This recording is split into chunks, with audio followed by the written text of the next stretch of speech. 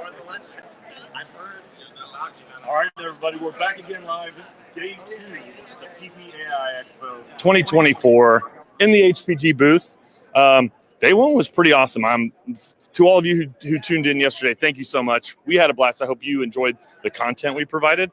What I want to do right now to kick the day off is to go around the booth and get some recap, get some reaction to day 1, because I want to hear what our distributor partners had to say about some of the new products. So let's go over here. I see some guys here.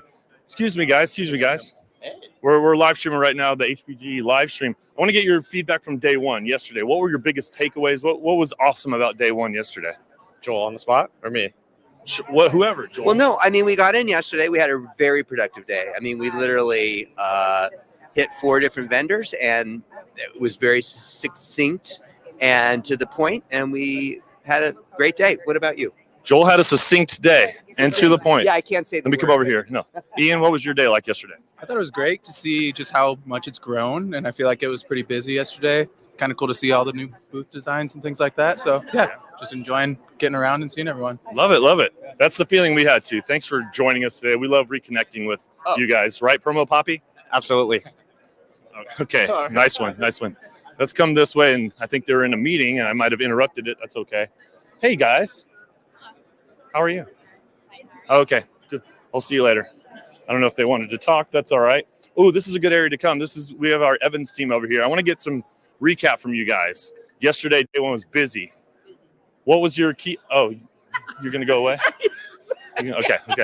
Hey, Ron, what was the best thing that happened yesterday? What's a little synopsis of yesterday? The best thing probably from day 1 of the show would be how the actual traffic moved in this booth. And it moved in a clockwise manner. And it was amazing because it didn't go this way, but the traffic went this way. And it was the first year being part of the HPG was very interesting. It really was. And we had a lot of good comments from the booth visitors. We had some confused people which is normal, first year of an acquisition. But all in all, I'm going to give it a 8.5 out of 10. All right, 8.5 out of 10. That's not too bad. I don't think. Thanks, Ronnie. Let's come this way because we're going to loop around the outside of the booth. Evans, as Ron said, is the newest acquisition at HPG, and they were really busy yesterday, as he said.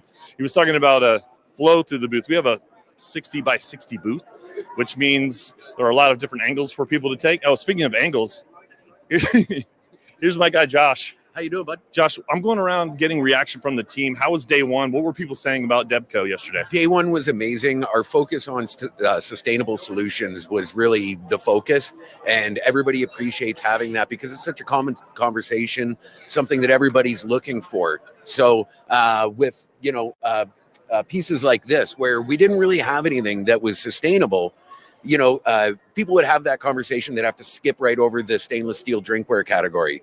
Now we have a solution for that. We can include that. We can kit that. We can put that together with some of our other sustainable solutions. And that was something that I think a lot of people appreciated when they came by. That's great. We're here to provide solutions, right? I mean, exactly what we do. We're trying to help our customers. At the end of the day, opportunity for them is opportunity for us. And we want to have those solutions easy for them. Make it easy, right? Make it easy. That's right. Everybody wants an easy ride. Everyone wants an easy ride. That's one way to say it. I like it. All right. Debco's showing out yesterday, as you can see. By the way, tune back in about, 5 minutes after we wrap this up in a second, because we're going to be touring the Mixie Spa Stop. Eric and I are going to talk about some Mixie stuff. We have a massage chair. I already called next on this thing, so I'll be in here maybe getting a massage, right, Eric? Absolutely, he will be. Okay. Well, you heard it first. I'm going to come back in the booth, and we're going to wrap up for this little booth preview walkthrough. Hey, how's it going? I'm good. How are you? I'm doing great. We're just doing a little recap of yesterday. Okay. How was your first day at PPAI? Very busy. I just didn't have enough time to visit everyone, but I'm making my rounds today. But you made sure you made it to the HPG booth, right? Of course. You're here? I'm here because I wanted to see all of your new products for the year. Well, I'm going to let you continue to do that. Sorry, Effie, I didn't mean to interrupt. Thank you, Nick. You're welcome. Thank you. All right. That's about it for a little recap from yesterday. Please tune back in here in about 5 minutes. I'm going to go through the Mixie Spa Stop, and there's some pretty neat stuff. Maybe I'll get a massage. Thanks, everybody. We'll see you soon.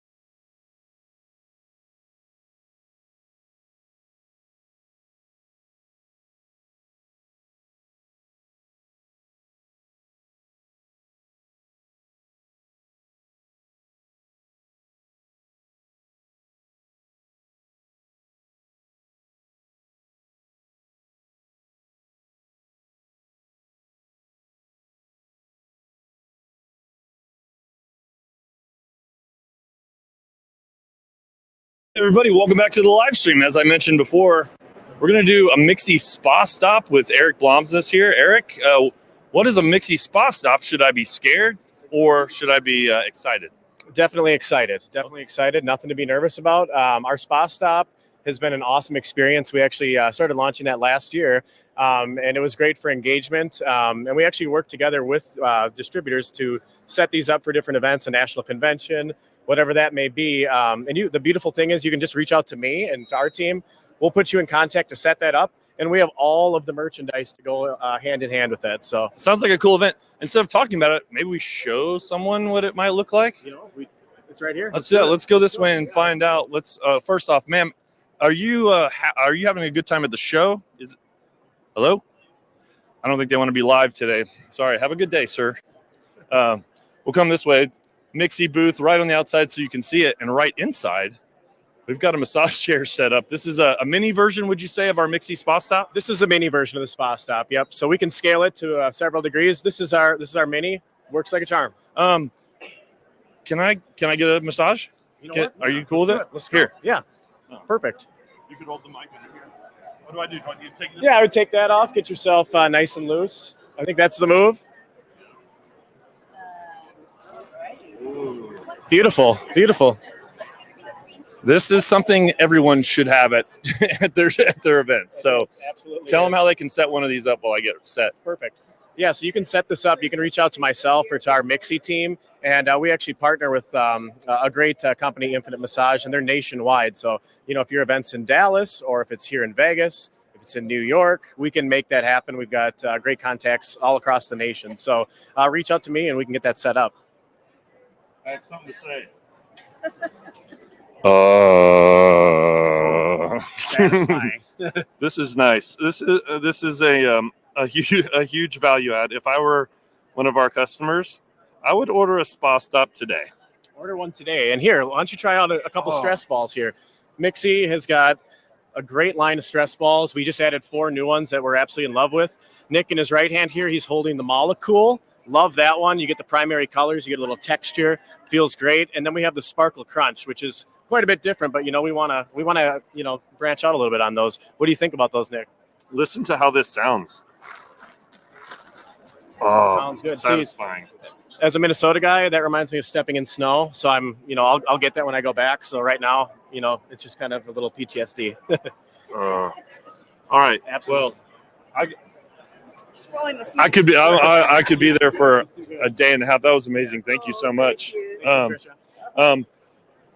Mixie's all about self-care. Would you say, Eric? Yeah, absolutely. Personal care, health, and wellness. That's our specialty. Okay. Yeah. What other products besides this amazing service, the Spa Stop we offer, and stress relief products? What else do we have that our customers could benefit from? Absolutely. So we, the beautiful thing about Mixie, in-house, we make all of our own USA-made lip moisturizer, hand and body lotion, sanitizer, sunscreen, aloe. Everything you put on your body or on your skin or your lips, we make it fresh, made to order. And actually, why don't we try some of that out right now? I brought some of our famous Mixie vanilla hand and body lotion.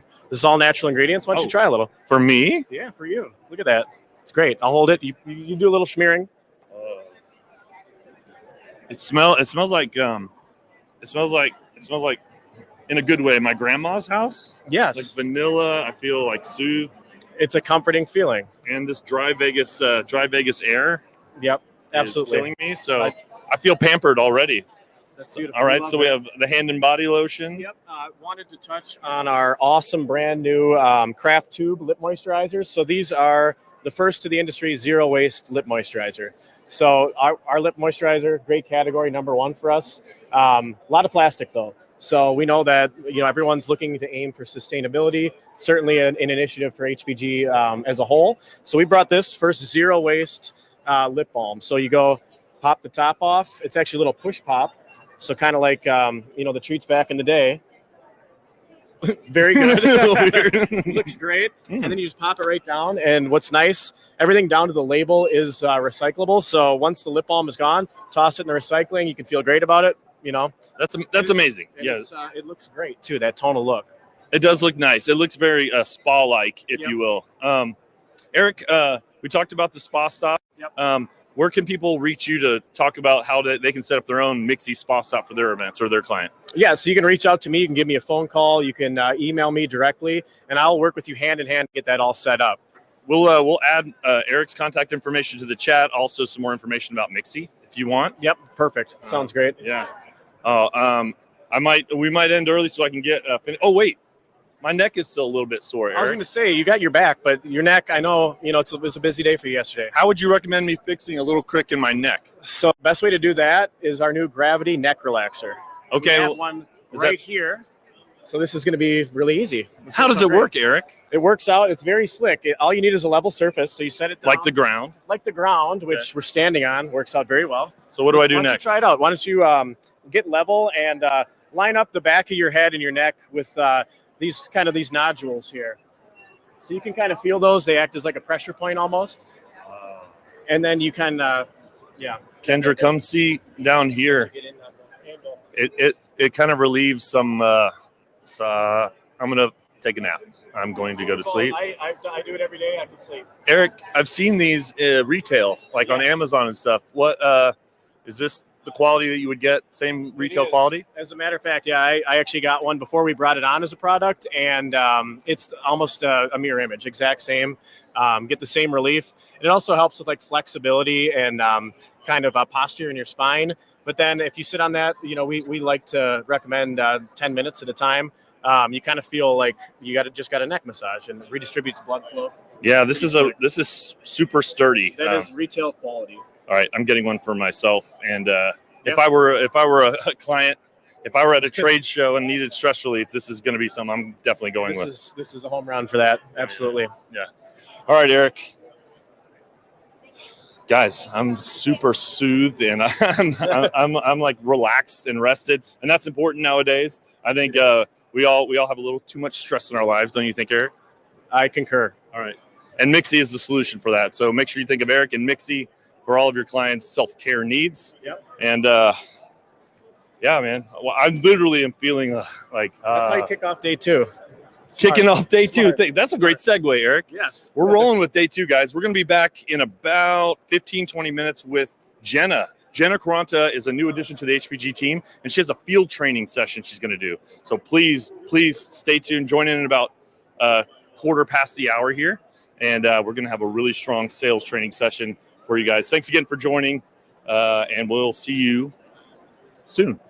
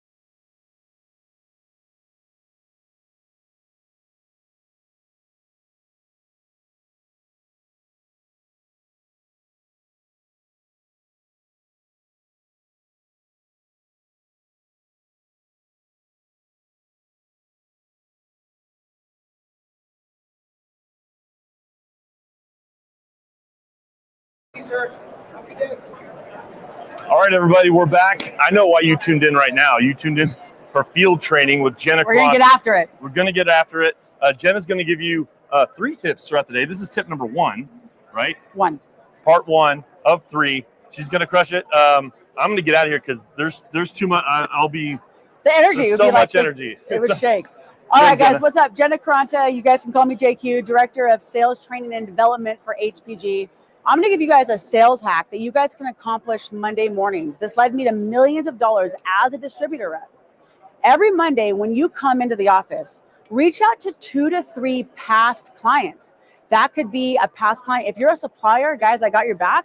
If you haven't heard from a distributor in 60 days, reach out, re-engage them. If you're a distributor rep and you have not heard from an end user in over 90 days, that to me is a past client. Reach out to that past client every Monday. You'll start to give yourself a pipeline over time of people to continue scaling.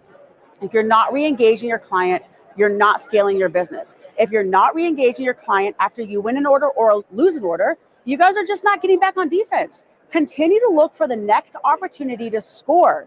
Re-engage your clients. That's how you get the competitive edge.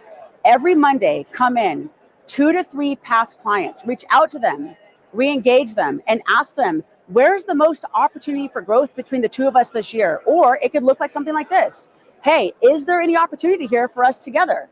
Don't waste your time. Ask hard questions, re-engage. Stay alive. How are you? Are you finished? I think so. Oh, shit. I was supposed to come back and...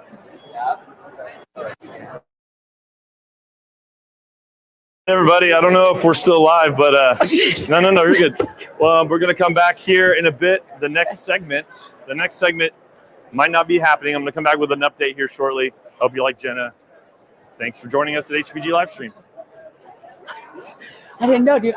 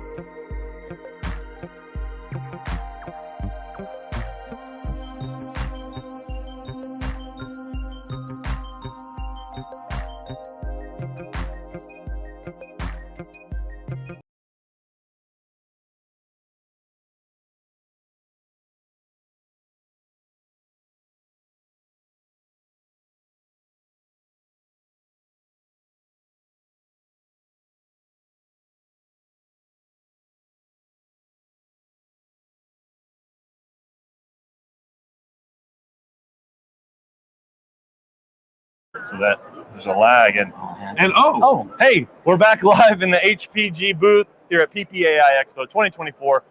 If you were looking at the schedule, you might have seen a water for good segment that had to get shifted, but that's all very fortuitous because actually we have an amazing segment right now. This is the inventor of the Freaker. This is Mr. Zach Crain. He invented an amazing product, an unbelievable product, and he's here to tell us where this idea came from and what it's all about, right, Zach? The origin, yeah. How did it get started?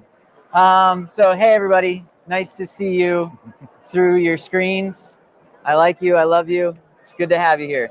So I invented the Freaker, and what that is it's a drink cover that just stretches to fit everything. So it's all the same size, and it goes on your coffee, to your water bottle, to your beers, to your pint glasses. And the way that got started is I was traveling. I had a Geo Metro. It's a car that's like this big. I turned it into a house. I put indoor-outdoor carpeting on the outside of the car. So where there was paint, now there's carpet. It had bull horns. And I took off to travel around the country. And I went around the whole thing. It was about a year and a half. And then I landed in Wilmington, North Carolina. And I was out of money, and I got a job at a coffee shop, and they invited me to a Stitch and Bitch. And I said, well, yes, I would like to come to that. So I went there, and they showed me how to knit a beer koozie. And so from there, it took about a month. I went out, and a couple friends were like, hey, can you make me one of those? And I was like, I would love to. It took me over a month to make this one, but I'll see what I can do. So what I did is I went to a place called the Rescue Mission. It was a thrift store. I bought a sweater, and I started cutting up old sweaters and sewing them to fit beer bottles. Okay. So from there, a store was like, can I sell those? And I said, yeah, you can sell those. So it was right before Christmas. They sold a whole ton of them for like 16 bucks. All of a sudden I was like broke, and then I was just like cruising in money. I was like, this is great. I got this thing. It's awesome. But I started feeling guilty about destroying too many old sexy sweaters. Yeah. Because they were just beautiful. I'd find like the cutest sweaters, and they were just great. There's some good sweaters out there. Felt guilty. So what I did is I ate some pancakes. I felt better after that. Yeah. And then I sent the sweater version to a hosiery mill because I was in North Carolina. So it was a mill that primarily makes socks. So in order to give it the ability to stretch and have the shape of the beer bottle, they had to put spandex into it. So when they sent it back, I had this thing that magically stretched to fit every beverage. So now we have this updated koozie that doesn't just go on one thing, that doesn't stay in your drawer. It comes out throughout your day. Kids love to put it on their wrist. It goes in your pocket, and now you don't have to touch any cold, wet, or hot surfaces ever again. My goal is to stop all moist handshakes in the world. Stop all moist handshakes. All moist handshakes, yeah. I'm reading. This is unbelievable. It's very stretchy. Yeah. I see a few words here. Yeah, I left something out. Well, you mentioned spandex. You mentioned the materials, and you've evolved. Yes. But I see ocean-bound plastic. Ocean-bound plastic. Yes. So what we do is we get plastic off the coast, and then we bring that plastic to North Carolina. It gets turned into yarn, and then knit into this, and then printed with anything that you want onto it. So it's ocean-bound plastic and manufactured in North Carolina, also known as the USA. The North Carolina is in the USA. It's in the USA, yeah. A USA-made sustainable product that's going to stop all moist handshakes. Yes, yeah. I love That's this. By the way, during this is obviously live. I've been watching Zach over by the Best booth, from whom we sell these. The link is in the comments right now to this product at our website, and he's kind of the head of the show. Everyone wants to hear this amazing story. I'm going to backtrack a little bit. Yeah. I want to hear about the carpeted car with the horns. Yeah. Because I feel like Yeah. we kind of skimmed over that. Yeah. It sounds amazing. It was a lot. But I want to hear why you drove essentially a bull Yes. with a motor. It was that, yeah. What was the inspiration to putting carpet on the car? Yeah, so I was from a small town in Pennsylvania. So it was 4,300 people surrounded by Amish country. So I knew I wasn't good at meeting people. So I just figured I'm going to get done with school, high school, and just travel and learn some skills of life. So I did that, and I figured I would need to have a thing that said, hey, come up. I'm friendly.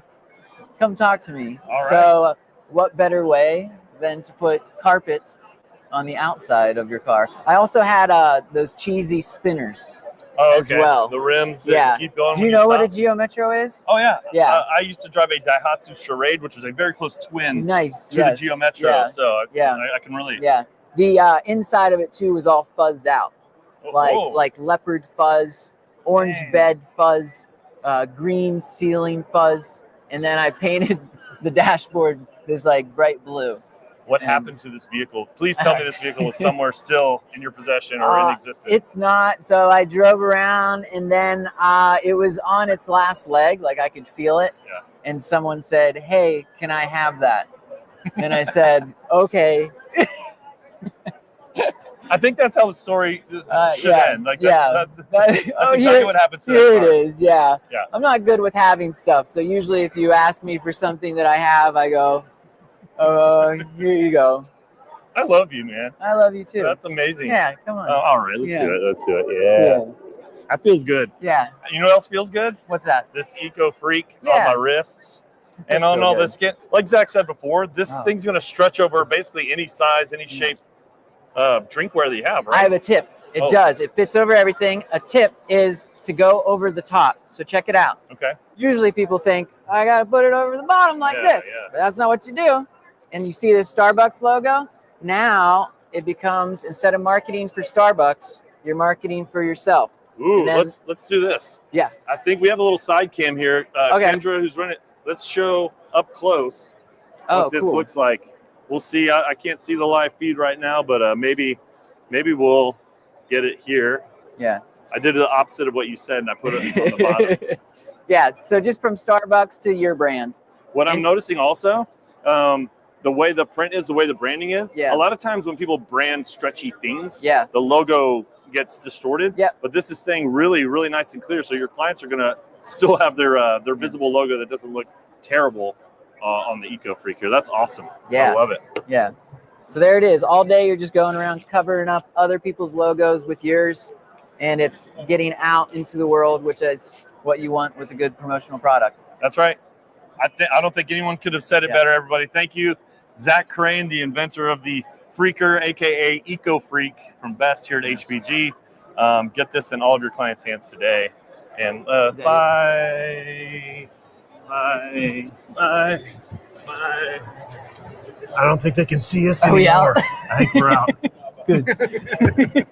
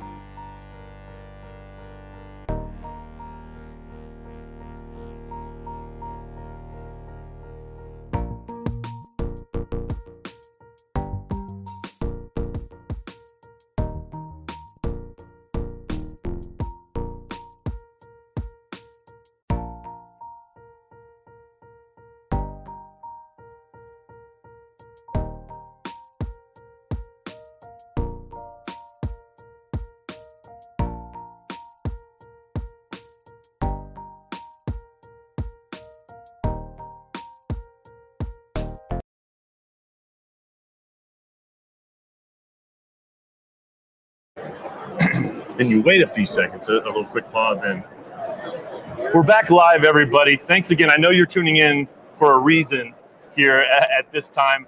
I'm joined now by two legends in our industry, amazing men I've had the privilege of getting to know over the last few years. The CEO of HPG Brands, Chris Anderson, and the CEO of PPAI, the reason we're in this building, Dale Denham. He's also the board member of PPAI. Also a board member on PPAI. So that's BOARD, not BORED.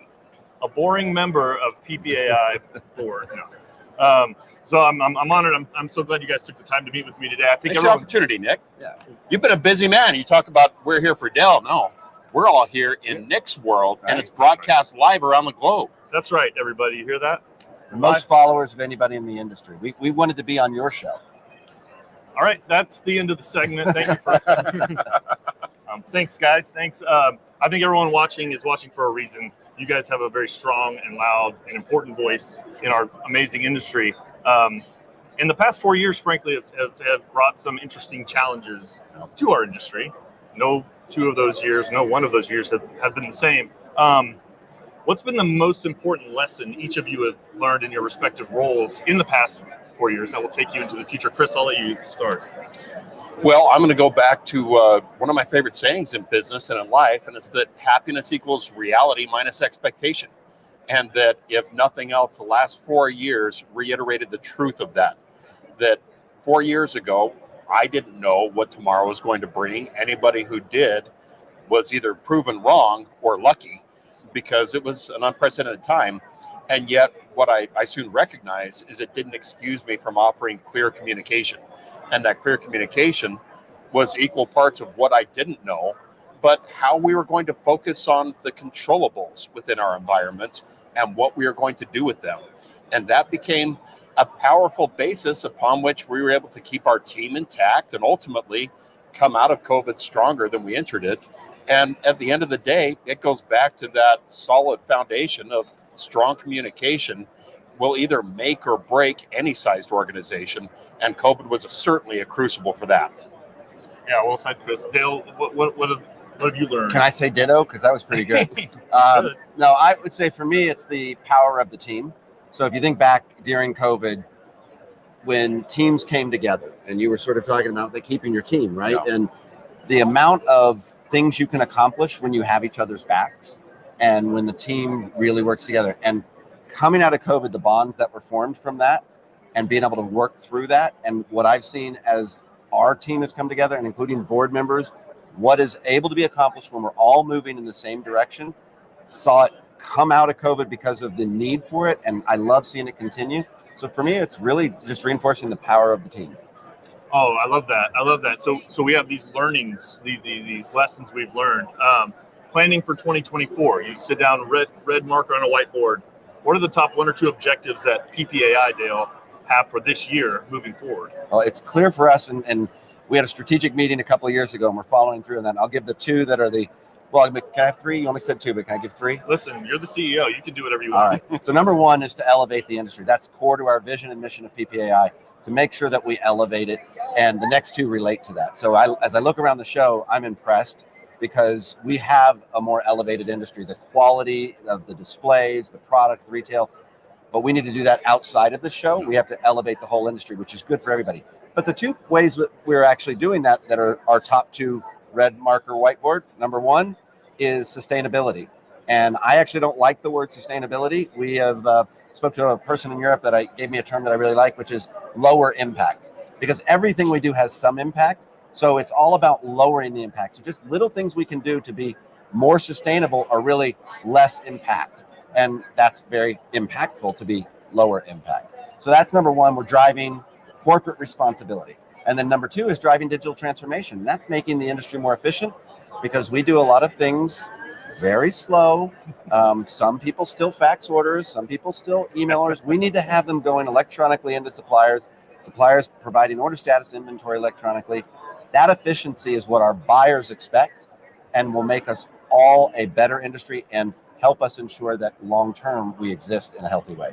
Oh, Love that. I think we agree that those are two great objectives. Chris, what do you have in store for HPG? Well, it's a unique and frankly fun vantage point that I have to be in the inner circle of HPG, but to also work with Dale on the board of PPAI, because there is definitely an overlap. That case in point, this booth, we're surrounded by products that are of lower impact. In fact, we launched 53 of them alone this week, and that's something that it doesn't start with Nick or Aaron Irvin, our head of product development, going to the top of a mountain and getting inspiration on where the product should come from. Instead, it's the voice of the end user that not only are you tuning into as you seek to elevate the industry, but frankly, we have to tune into if we're going to be a relevant supplier.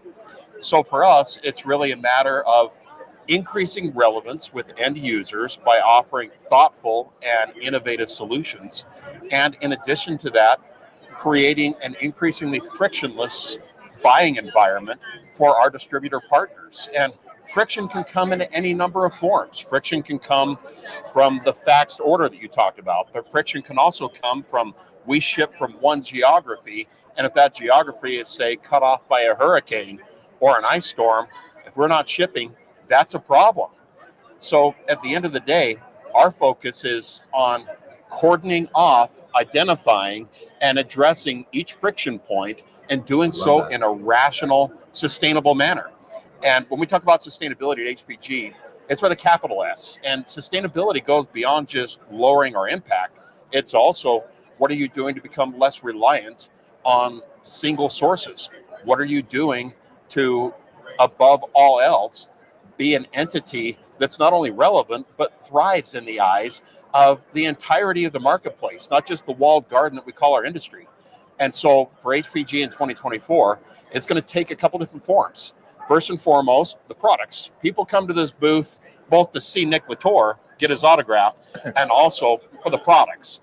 But beyond the products themselves, we're investing in real estate that we haven't announced yet the location, but I'm happy to share that we will be spinning up a facility that's a super facility in the middle part of our country, with the idea, once again, of offering a more frictionless buying environment for our end users, our distributor partners, and at the end of the day, above all else, going back to that sustainability comment that I talked about. If you think about the products that we're surrounded by on this floor, 10 years ago, the high 90% of them would have been imported primarily from China. And we have all had a wake-up call, not only in terms of geopolitical instability, but also from a sustainability standpoint. If you can nearshore or onshore a product that historically was imported, think about the steamships going across the ocean every day that aren't going to be filled with promo. Think about the airplanes that are filled with the air freight for last-minute orders that aren't going to be consuming jet fuel. All of those sustainability initiatives that we talk about with the product, it also comes back to where that product's being produced, and that's another commitment that we're making, that HPG in 2024 is less than 2/3 reliant on Chinese imports, where 5 years ago, we were virtually 100% reliant. So those are a few of the key initiatives that we're focused on. And I'm just going to say, I love the idea that you've taken frictionless from just a digital to taking it to every aspect of this. I think that's fantastic. So good for you. Well, it's kind of like that person you see at the gym who, you know, perhaps I don't go to the gym. Perhaps from the waist up looks like the Tasmanian devil, and from the waist down, likewise, looks like the Tasmanian devil. That if you exercise one muscle group a little too much, you become imbalanced. And so we're focused on digital. We're focused on physical, and that's sustainability at HPG, focusing holistically on what it will take in order for us to be, again, not only relevant, but winning in the hearts and minds of our distributor partners for the long term. I love the specific goals you two have made for this year based on the past 4 years and how to drive your respective businesses, but also the industry. I'm going to take a step back and kind of get to know your heart a little bit, your hearts, and sort of the why. Both of you could be ultra successful in any industry you work in. We can all agree that. But why do you stay in the promotional products industry specifically? Why this stuff? Dale? Well, my father is a minister, and I grew up and everybody said, "Don't you want to be a minister?" And I said, "Absolutely not." And my wife refers to me as not an evangelist in the traditional terms, but as a promo evangelist, because I do love the industry. I love the product.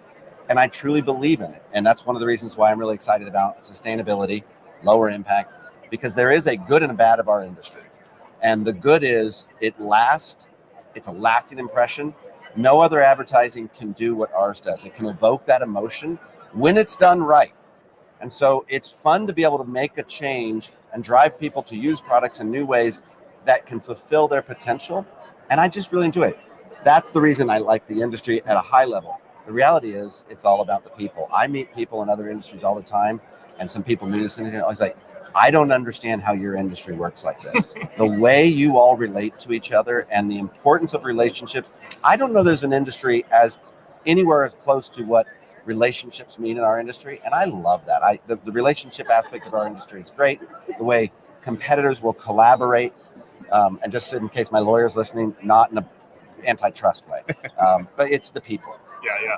Chris, your career, you've done several different things. Yeah. But you're leading one of the top promotional products. Why is this industry? Why do you love this industry so much? Well, like a lot of people in promo, I didn't start as a young man looking at that pen with a logo on it and saying, someday that will be me. But here I am, and I would be nowhere else. In fact, I found myself here full-time and focused 6 years ago. And at that time, it was really, well, let's wait out my 5-year non-compete, and I'll go back to where I had worked the prior 15 primarily. And instead, it's been the opposite. The non-compete has long since ended, but my affinity for this industry has only grown. It's the most collegial industry that I've ever been a part of. To Dell's earlier point, I can run into a Jonathan Isaacson from Gemline, for instance, who, yes, we're competitors, but we're peers and friends. And it's not hand-to-hand combat. Promo is the closest thing I've seen to an industry that is not a zero-sum game. Yeah. It's a large enough industry, and more importantly, it is a diverse enough industry that there's not a scarcity mentality. And what that encourages is the collaboration Dell talked about, but also there is real opportunity to grow. And that opportunity to grow is unique among product-based businesses in North America today. That I came from an environment where I was selling products to retailers, and you weren't going to gain additional shelf space at Walmart in the category that I worked in. You woke up every morning knowing there were 154 pegs, and those 154 pegs, you were either gaining or losing, and that was it.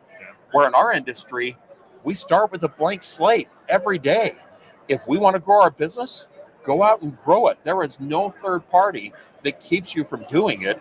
You're just limited by your imagination and your ability to collaborate with others. I love that, and it keeps me coming back. That's actually a great segue to the next question after. You're talking about the unlimited ability to grow a business. But we know a lot of economists are kind of predicting maybe a stagnant year across the country for GDP. How do you think the promotional products industry specifically is poised for growth? What can distributors do to help us grow, and what kinds of things does our industry offer? Chris?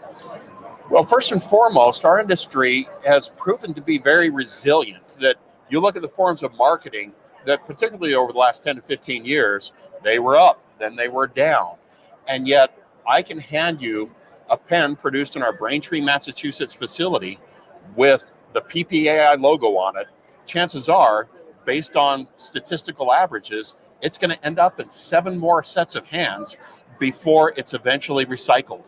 So that alone is a message that very few other forms of marketing can share with a potential investor in that space. So when we're looking at an economy that is demand constrained with increasing interest rates, just this morning, it's perhaps been signaled, we shall see, that the expected cuts in rates may not be coming in 2024.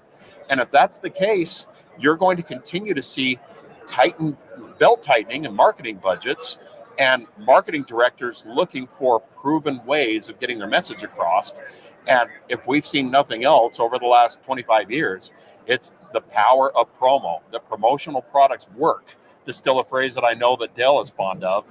And we're living, breathing proof of it here. I mean, you look at this booth, you can't walk 2 feet without finding a distributor who is ultimately looking for solutions for their end users who are hungry for that next opportunity to make a lasting impression. That's our job security, regardless of the economy. Absolutely. Dale, how's our industry poised for growth this year? So I would echo a lot of what you said. There's a lot of opportunity that things might go bad. And so people can build their own future by believing things are going to go bad. But let's say the economy is soft or a mild recession, which is the worst of what they're predicting is just a mild recession, nothing too bad. Every business that takes effort in any economy can grow. And so if people look at what they're doing and focus on the right aspects, literally every business can grow. And we have a product or a medium that in a down economy, people are more open to having something given to them, and because it means even more, because maybe they don't want to spend $20 to buy a Bluetooth speaker. And when they go to an event or wherever they are and you hand them that speaker, it means even more.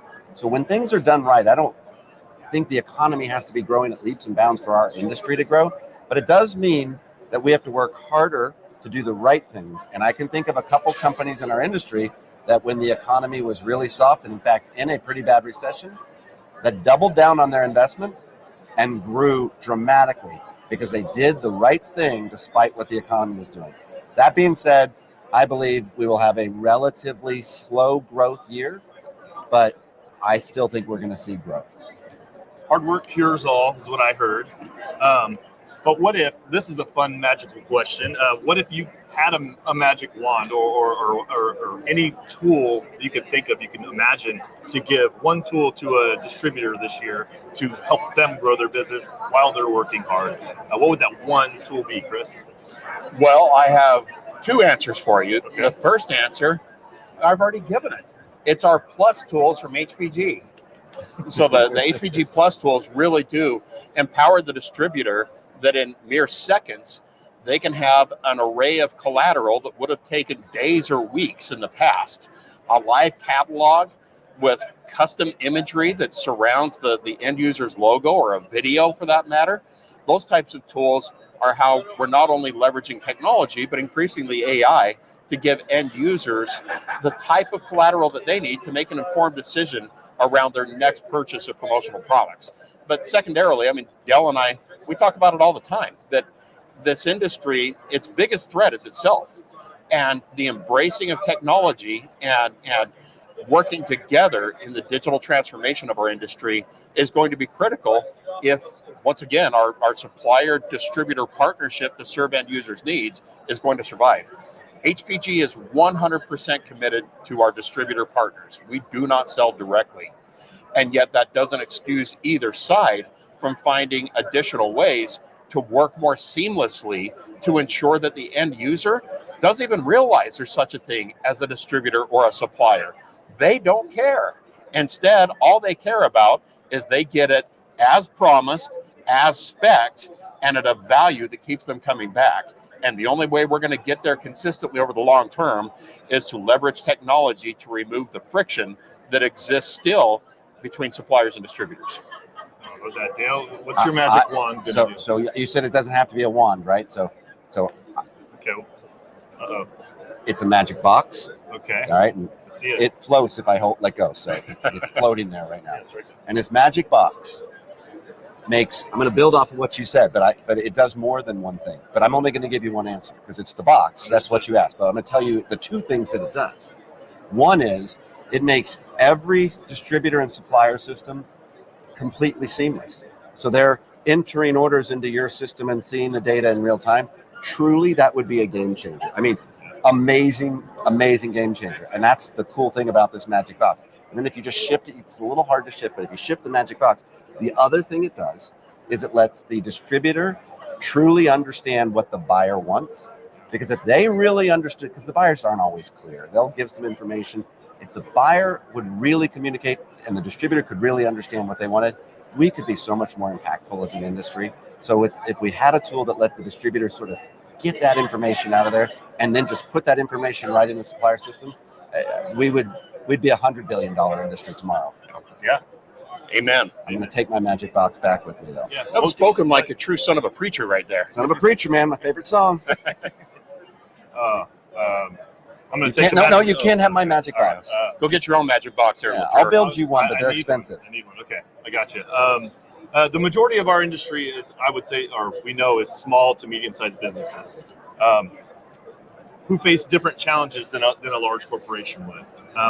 What's a tip or two that you can give to our, let's say, average to small size businesses in our industry? Dale, I'll start with you as the CEO of our PPAI. So the great thing about being big is you've got more people, you've got more money. Yeah. It's sort of a wonderful thing. Yeah. It also is really, really hard to steer those ships when you need to make change. So being small has its advantages. It's all about leveraging those advantages. Absolutely. And when it comes, and you know this really well, when it comes to leveraging new technology, it's really hard for a big business to do that because you have processes and procedures. You got to change all sorts of different integrations. But a small business, they can grab whatever piece of technology they need and implement it because there's 5 people or 2 people or sometimes 1. And so it's leveraging the technology. And it's one of the things PPAI is bringing in more technology partners that focus on this industry to make their life easier. Since you plugged your product, Sage, it does so much that people don't use. And if people would take the time to learn more, those smaller firms, it lets them compete with the larger firms. Okay. Leveraging the tools available through PPAI. Or find them on their own. We don't have everything. That's why we're bringing in more partners, but at least the ones that we've brought through, and they can do it, but they have to invest a little time into them. Yeah. Yeah, Chris, most of our customers are small to medium-sized businesses. Yeah, what I've seen that are the common traits of success among the small to mid-sized customers we work with is that they live and ultimately win by the mantra of a specialist always beats a generalist. That they know their end markets. If they're working in defense, if they're working in finance, if they're working in legal, they have got to know what it takes to win in those markets, and they eat, drink, and sleep it. And as a result, because again, when I look at what HPG is really good at, we're good at generalizing in terms of creating a compelling promotional product. But in order for our distributor partners to punch it across the goal line, they've got to know exactly what that buyer's looking for within their respective market. And that's where their specific expert level insights make all the difference. That this is still not a business, and Dale was right when he talked about the relationships in this business. They go beyond the collegial relationships between suppliers and distributors. The most crucial relationship of all is distributor to end user. And so those distributors that truly know the turf that they're working in and on a day-to-day basis recognize budgets are being cut, so I'm going to have to be more value-oriented than I ever was. Or alternatively, they have this bold new initiative that they've outlined at this, say, key account. Here's a promotional product solution to help support it. That's the type of insight that ultimately equals wins on the back end for distributors and ultimately suppliers alike. Absolutely. Absolutely. So far, we've identified that relationships, partnerships, services are crucial. The products are very important. This is the actual end product. But these last 2 questions are going to be the toughest, so please prepare yourselves. Steel yourself there, Dell. Yeah, be ready. We've got Dan Rather over here about to fire away, or Mike Wallace. I can't use my magic box? You can use it for this next one. All right. Which I think is truly the core of which combines service, relationships, partnerships for this end user, for the person who's going to receive this product. What are the products that you each use in your daily lives, or what are products in general that bring you joy? Promotional product, something that makes you feel happy. Dale, I'll let you start because you just look happy right now, and I know you're thinking of the one thing that's making you smile. It can't be a magic box either because those aren't sold yet. The answer for me is all of them, and I can't pick a favorite category because I would upset somebody. So sure. That's why this is a tough question, though, Dale. I genuinely like things that I use on a regular basis. Yeah. Anything that I need that I will keep is what I like. I'm gonna dig a little deeper on you here. Okay. Not a promotional product, a retail product. I think people want to know the real Dale. So what's a product? Maybe it's not definitely. How about not a promotional product? Something that you rely on that you use. Well, of course, my cell phone. I mean, I shouldn't use my. I did switch to an iPhone a year ago. I got tired of being teased for having an Android, so I was guilted into it. Mr. Green Message over here. Yes, but I iPhone. Yeah, absolutely. All right, I do. Yeah, I know you can't answer that question. I mean, I can. I just like my job. So yeah, he'll tell me afterward. He's going to tell me that it's the Javelina from Hub. Chris, what's something that brings you joy? Well, I'll get personal. You said this is deeply Absolutely. personal. Yeah. So anybody who's come to know me outside of business knows that I'm a man of certain discipline, but within very specific scenarios, I become a remorseless churro eating machine.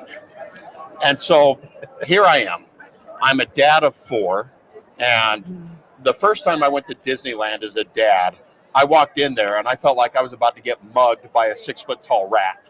And instead, by the end of the day, I was trying to get in every last ride, and I think I had a turkey leg in this hand and a churro in this hand. I was double fisting it. But the problem was they make you do everything on the app now. So if you want to order your next turkey leg or get in the virtual queue for a ride, you've got to do it on the app. And so the game theorist part of me wanted to maximize my fun. So I was on my phone constantly trying to get the perfect. It's kind of like that movie Point Break where you had to pick your line. And so I was funneling my inner agent Utah trying to get my perfect line through Disney so we could maximize rides with churros. And next thing you know it, my phone is giving me the blink of death that I had Disneyed my phone. And so I learned an important lesson that day. You have to have supplemental power. Well, the foolish way of going about that, the way you get mugged, is you get one of those little tubes that you insert your credit card and they give you a little tube, and you're basically paying rent that's equivalent to a purchase price for something. So the inner cheapskate in me looked at that just in terms of the number of churros that I'd be forsaking and the name of extra power. And so instead, my next trip, I packed my 10-4 from HPG in my pocket, and 10 hours later, I'm still fully charged, ready to go. And I share that with you because could I possibly lay claim to having used every product, not only in this show, but even in this booth for that matter? No. But there are those that are part of my daily routine that I'm reminded of just how powerful that experience is, that it brings me delight every time I see those fools in line for the stick recharger, and it gives them like 20 minutes of power, then they're right back there again. And here I am, churro in hand, happiest guy in the park, Mickey ears on, loving life. But beyond that, I'm going to give you one more. Okay. My other joy in life is that I'm a prolific traveler just by virtue of my job, that we have 11 locations across North America, at least one in every time zone, and I can't be a stranger in any of them. And when I show up in a city, a town, wherever I may be, between Nogales, Mexico, and Toronto, Ontario, Canada, and I see a Javelina pen in a cup, it brings me such great joy to know that people are touching products that we in concert have made possible. And by we, the distributor who put it there, the product developer at HPG who initially conceived it, the customer service team member who took the order all the way down to the shipping department that sent it out. I love that because I know that my part was really small, infinitesimal, but I did play a part. And that's what I love about this industry, is that we're all playing a part in ultimately bringing people joy on a daily basis through their interactions with our products. Some of it churro-based, other less divine. Okay. A lot to unpack for me Churros, later there. churros. That's all anybody's going to remember is churros and apps. We're gonna thank you for joining us today. Can you make the battery in the shape of a churro? Yes. I thought about it. Okay.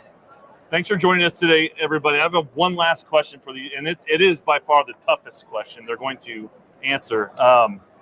And they're challenged with giving their most honest answer here. So you read their faces as they answer the question. I'll start with you, Chris. Yeah. Chris Anderson, do you like people? Present company excluded. My answer to that is that I wouldn't have the job I have today, nor the life that I enjoy, were it not for the incredible people that have been and continue to be an influence on me. That I'm not going to look over here at Bill Miller. Talk about somebody who's rich in spirit, that every time we talk, I walk away. I don't need any caffeine after I've had a conversation with Bill Miller. And likewise, Nick Latour. I've always got a spring in my step afterward after talking to Yes, Nick. I must be the president company excluded then. And then there's Dell Denham. That Dell is, at the end of the day, an example of a stalwart leader. And I'm going to give a little insight here into what I've observed over the last 52 weeks, that there were times where I joked about it. I said, well, what are you seeing more of, torches or pitchforks? And yet Dell kept his cool and executed to a mission that seeks to elevate promo. It's a tough job. If he didn't have strength of character, it probably wouldn't have turned out as well as it has, with very strong attendance at this show, a vibrant industry, and an association that's doing what it takes to keep it relevant moving forward. So do I love people? Absolutely, because people inspire me every day. And my job is to hopefully leave them feeling a little better about themselves afterward as well. And between that interaction, if all goes well, it's 1 + 1 = 3. My favorite math equation. And you can't get that on your own. Got to have somebody else there. So you're two examples of the other side of my equation. Love it. Dale Denham, do you like people? Can I qualify? The answer is almost absolutely yes, but there are certain people that just are not fun to be around. But I will say that I love people, and many people have the ability to work from home now, right? I enjoy my time working from home, but I love working in the office. I love being with people. I love being here. So I, like you, get energy from people. And the reality is we're not that dissimilar, that we're not actually super social. And I think you either are or you fake it really well. But I enjoy the genuine connections with really good people. And the only people I don't like are the people that are not genuine. Great answer, both of you gentlemen. Everybody, we're gonna wrap this thing up. Thanks to the churro champion and CEO of HPG, Chris Anderson, and Magic Box owner and CEO of PPAI, Dale Denham. Gentlemen, this has been amazing. I know everyone got a great deal of value out of this. I certainly did. We enjoyed it. I respect you guys. Thanks again for joining me. Thank you. Host with the most. Thanks, Nick. All right, thank you. Thanks, Dale. All right, hang on. We're gonna be back with some other segments later, everybody. Check the schedule.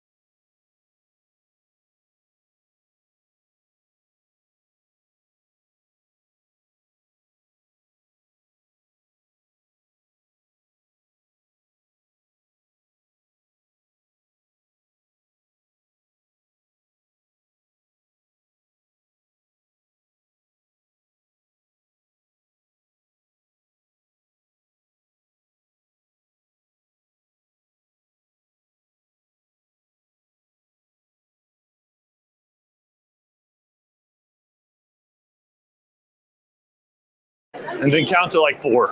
1, 2, 3, 4, 5. What's up, guys? JQ back, Director of Sales Training for HPG. And I want to address lost clients. Losing a client sucks. No one wants to lose a client.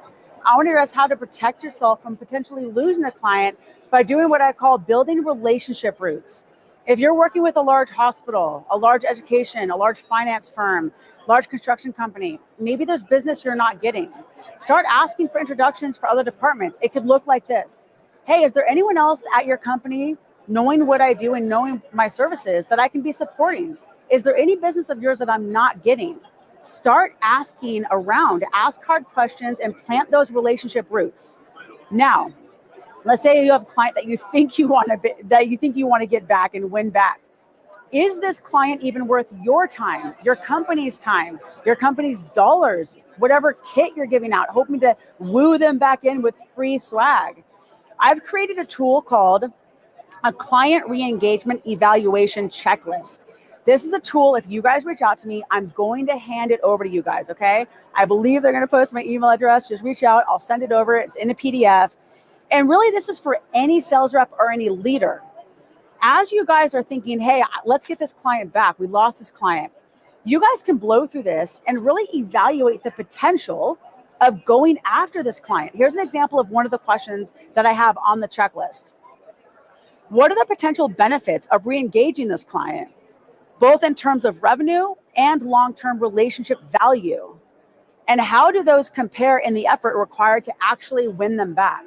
So if this is a tool you guys want as a leader or as a sales rep, you're looking to scale your business, please hit me up. I believe my email address is going to be there, and I'll hand it over. All right, stay alive. Thank you, Jenna. That was awesome. Jenna Quanta, everyone. Woo! All Go right, team. we're rolling on. I'm going to let you guys know that in about 1 p.m. Pacific time, which is in, 40 minutes. We're going to have a really great segment called Promoting a Sustainable Future. You're not going to want to miss it. It's with the Director of Sustainability and Responsibility How did that for go? Do you know? PPAI, Liz You probably Wimbush, didn't see it. and our very own VP of Can Marketing, I, Ben Pazzi, who's a can you help me out? legendary Get gentleman. this off. You're going to love it. Thank you. Stay tuned. In Oh, the I meantime, should we have might put be it on my running shirt. around Sorry about that. the booth doing some stuff. So love it. Thanks so much for joining us as usual. We'll be back later, everybody.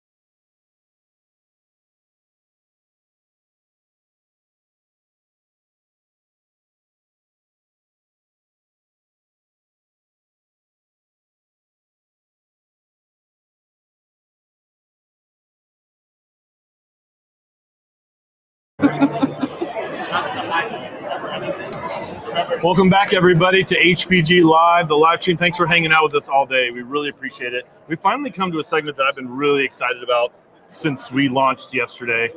This is a theme that's run through a lot of what we've talked about with product and with our own corporate responsibility here at HPG. And we have a very special guest today, a couple special guests. We have the Director of Sustainability and Responsibility for PPAI, Liz Wimbush here. Hi. Madam Elizabeth. We'll put her contact information or details in our chat later if you want to reach out. She's going to say some great stuff. And we're joined also by our very own VP of Marketing, Ben Pazzi. Hello. Ben has initiatives here at HPG that align with the great work Liz has been doing. For those of you who don't know Liz, Liz, you were recently hired by PPAI. Will you tell us and everybody a little bit about this role and why you were specifically hired to do it? Yeah, so it was the end of September of last year that I was hired, and I come from the industry. So I was previously at distributorship and did a lot of work around supply chain and sustainability. So kind of have that background of understanding what we need as an industry, or kind of what that side needs, and what suppliers are working on and putting out there in terms of sustainability. So the role itself is very much a here to uplift and find the voices that we need to, kind of promote and help educate and bring together the industry to create a roadmap to really move us forward and, continue to be as important and prevalent and sustainable as possible. I love that. And from a general standpoint, that's I think we agree that's where our industry should go. Yeah. Absolutely. Do you have any specific objectives, like main, top of mind, number one, very specific objectives that you are look to implement this year? So this year we are in the process of redoing our education. So our TAS, CAS, MAS, and that is going to be woven with sustainability throughout all of it. So from the very first tracks, that's really embedded. And then we have specific tracks that are much more updated around, a lot of the environmental regulations that are coming out and what we can expect in the future. I'm also looking at putting together, I have a group of industry experts that I'm so excited about, a sustainability action group. And we're driving a lot of trying to come up with good standards and definitions for our industry. So very peer reviewed. I want to make sure we're putting out language that is, again, consistent and that everybody can use and learn, instead of this gray area where, sustainability means something different to everybody. If we can all agree on terminology to move forward with, then it's one less thing that we're kind of stuck in the mud about. So that's really important. And then just continued education. This changes a lot of the regulations, and even just what's happening overseas and with products changes constantly. So making sure that we are helping members stay aware and ahead of what's coming up. That's amazing. Couple things. Yeah, that's a lot. You're busy. Yeah. Ben, you've mentioned before at HPG, we're I guess relatively young, new to our story. What can you share with everyone about the types of initiatives we have at HPG? Yeah, absolutely. The nice thing is HPG isn't completely starting from scratch, but we are definitely accelerating in a big way. We promoted Jing Rong, who is our VP of Supply Chain, to VP of Supply Chain and Sustainability.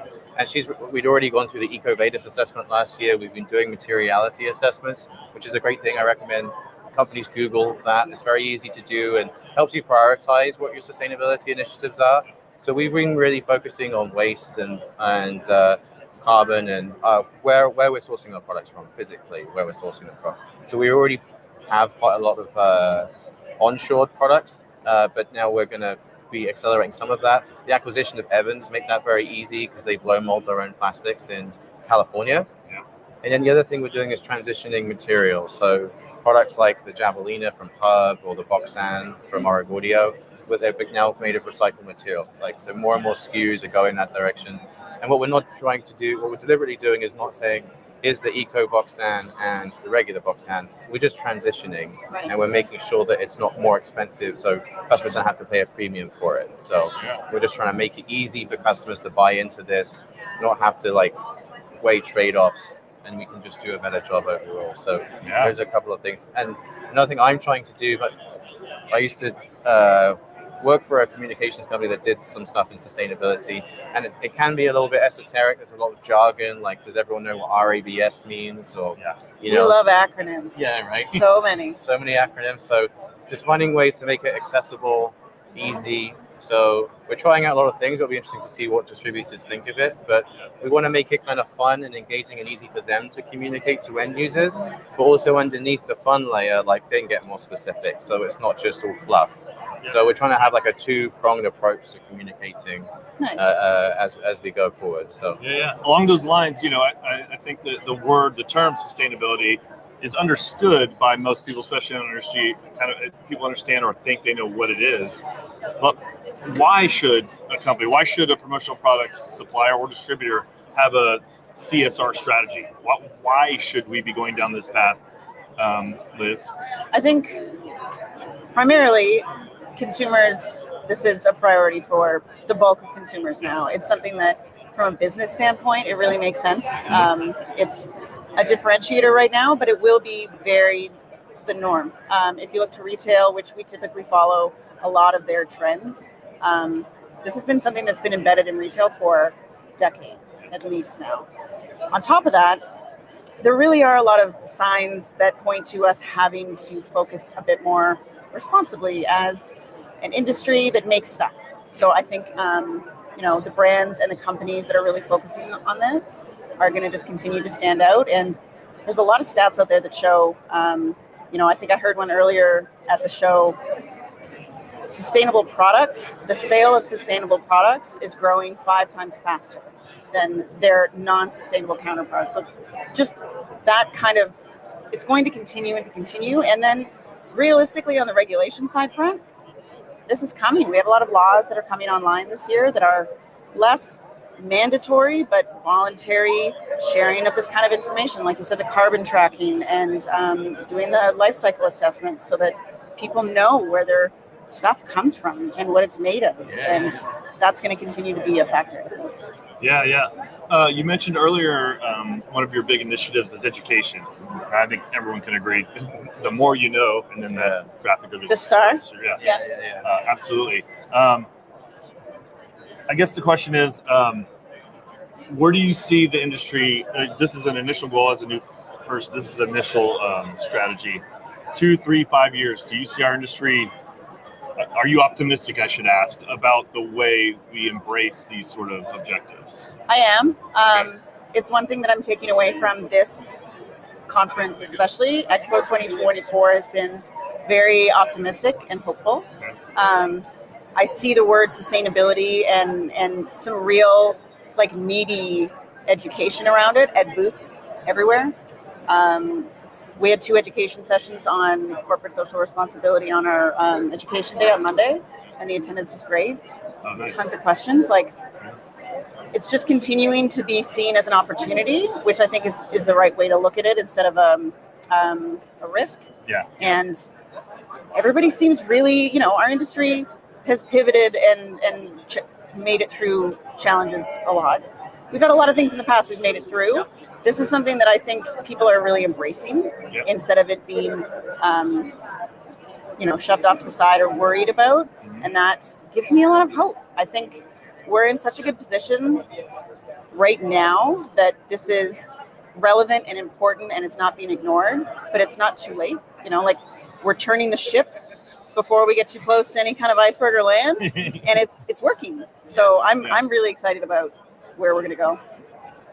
No, I think it's such a key inflection point. If you could turn it from just a chore you have to do or a box you have to check to an innovation business opportunity, that's when it really, really accelerates. So, I talked about some of the products we're transitioning, but we brought out whole new lines like the Terratone collection from Auric Audio. But out the gate, it's eco, and as we see that sell with just being a PPAI, people are reacting really positively to that.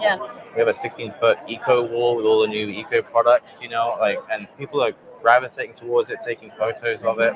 So that's just going to reinforce everything we've done, and business responds quickly. And so it may have caused some harm in the past, but it can also be the solution to get us out of it over time. Absolutely. So, absolutely. Liz, you mentioned the education sessions, a couple that have been talking about corporate social responsibility and these kinds of things.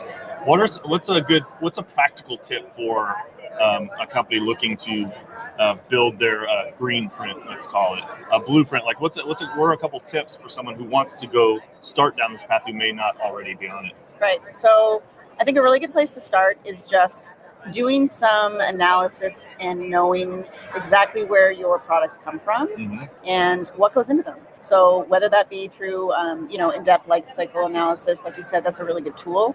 There are a lot of tools available online. Some of them are very in-depth. The B impact assessment is one. If you go to the B Corp website, you can go through that. You don't have to go all the way to certification. It's kind of a good tool to give you a snapshot of where you're at and where you have the most impact potential or where you have the most opportunity to improve.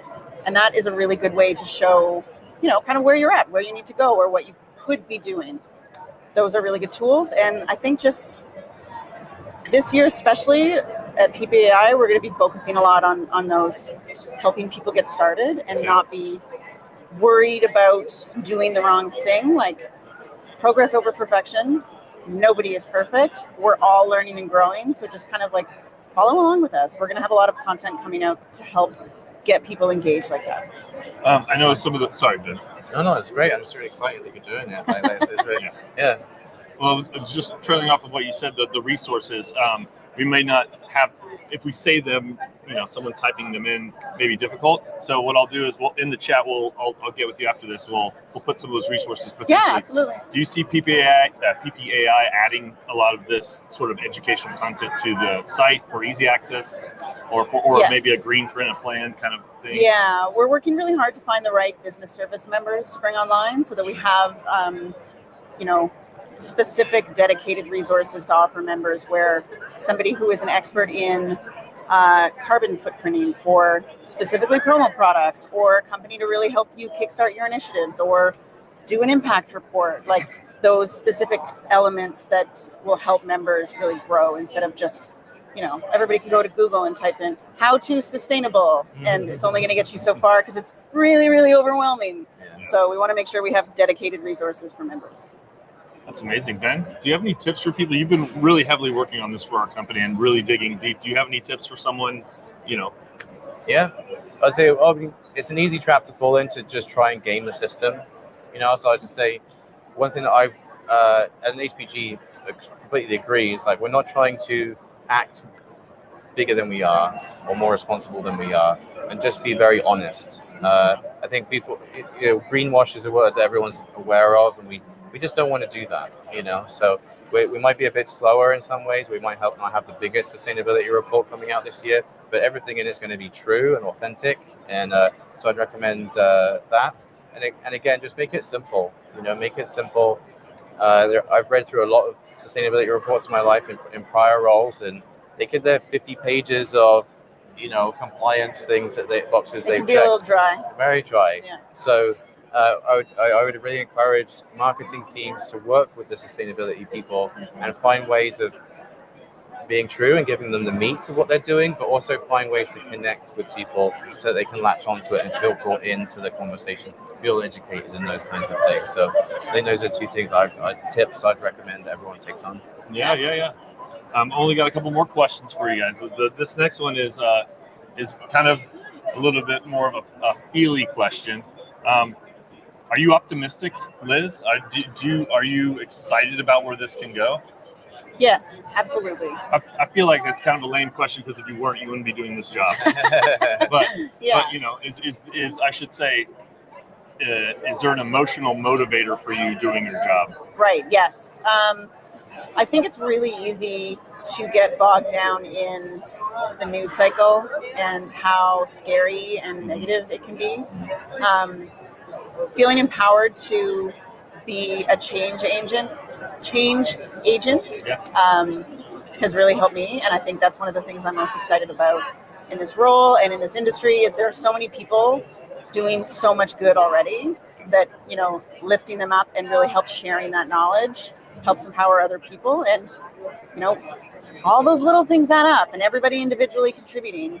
It's a massive impact. Like this industry is enormous, and even those small shifts are having already like ripple effects, and it's starting us in the right direction. So I get really fired up about it. Yes, I'm very excited about it, and very optimistic about it.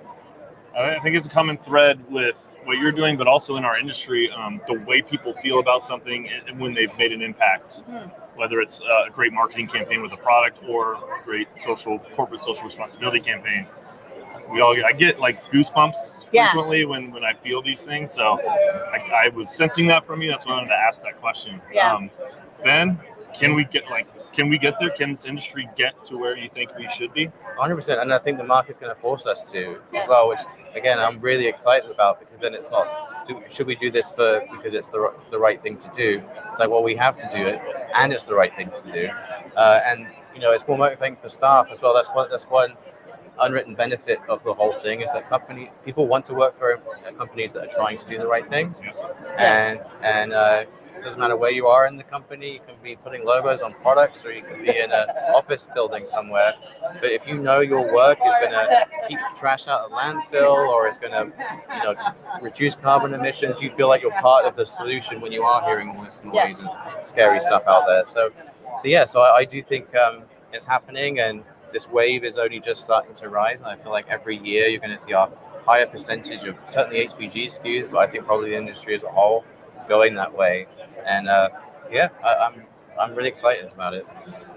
You alluded to people feeling good about where they're working, and that's a great segue to my final, most important question for each of you. Okay. I'll start with you, Liz. Okay. Elizabeth Wimbush. Yes. Do you like people? Yes. I significantly do like people. That's the best answer I've heard today. Quick, succinct, no nonsense. I love it. Absolutely. And then Ben Pazzi, do you like people? I mean, I tolerate people, and most of them I like, of course. No, I like everyone. I think we're all snowflakes, and one of the best things about being a human is getting to know what they're passionate about and what inspires these little brains of ours, It's really, so I love people. I love ideas, and I love hearing what people are passionate about. It's great. Fantastic. This has been, no offense to Chris Anderson and Dale Denham earlier, this has been my favorite segment so far. Amazing stuff. Thank you so much, Liz Wimbush. Absolutely. Ben Pazzi.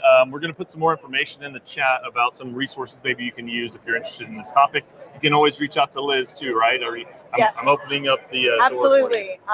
Please reach out to me if you have any exciting ideas, or you really want to collaborate, you want to volunteer on any of our work groups. You can reach me, elizabethw@ppai.org, and I'm happy to engage with all of our members. This is a really good time to be involved in this, and I love how many people are really fired up and stoked about it. So please reach out.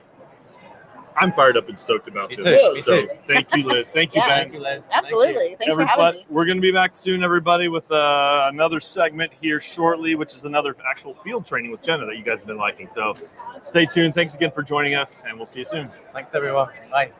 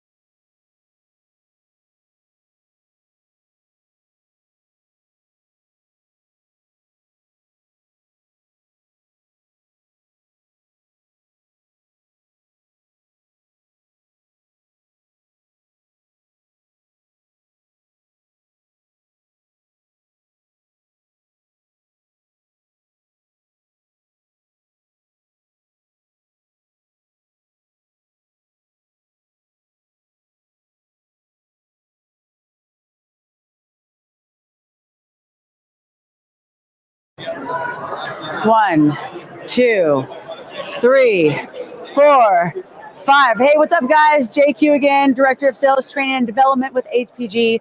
And I want to just drop some wellness wisdom for sales reps.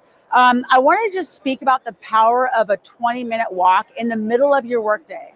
If you're a leader, if you're leading a sales team, your team is depending on you. If you are a sales rep looking to grow your business, leading a family, leading a team, leading yourself, please just understand the power of taking care of your mental health. A 20-minute walk can reduce anxiety, loneliness, depression.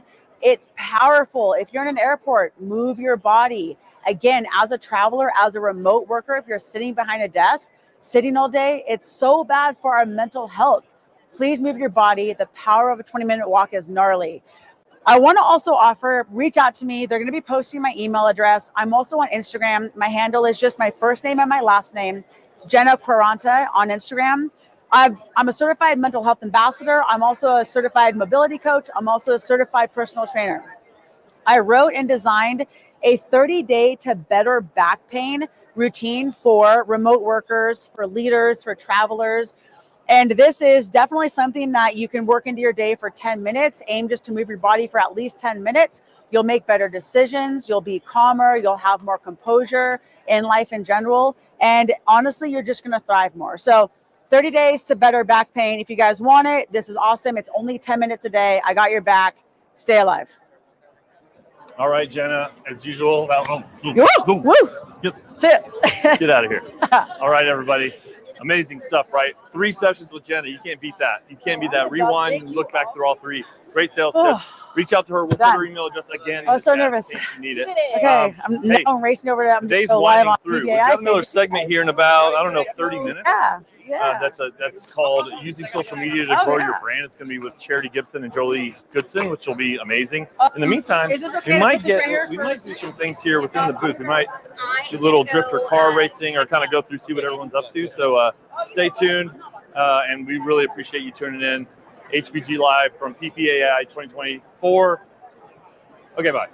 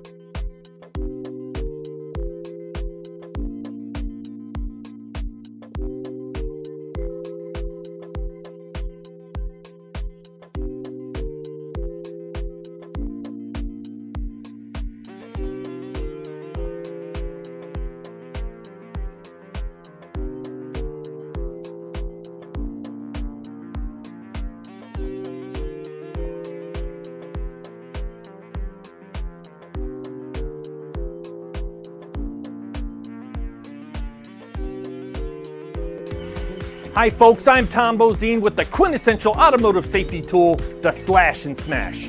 Escape easily in the event of an emergency in your vehicle with the Slash and Smash automotive safety tool. It slashes, it smashes, and it has a built-in flashlight. Easily slash through your seatbelt if you're stuck in a vehicle. Smash your windows if you're stuck in a vehicle where the doors won't open. If you're stuck in the dark, there are 3 settings for your flashlight, so you'll be safe and sound year-round. The Slash and Smash easily secures to your visor or to your console with the 3M-back sticky backy tapey. But wait, there's more! Buy today, and your logo will be printed on the Slash and Smash at no additional charge.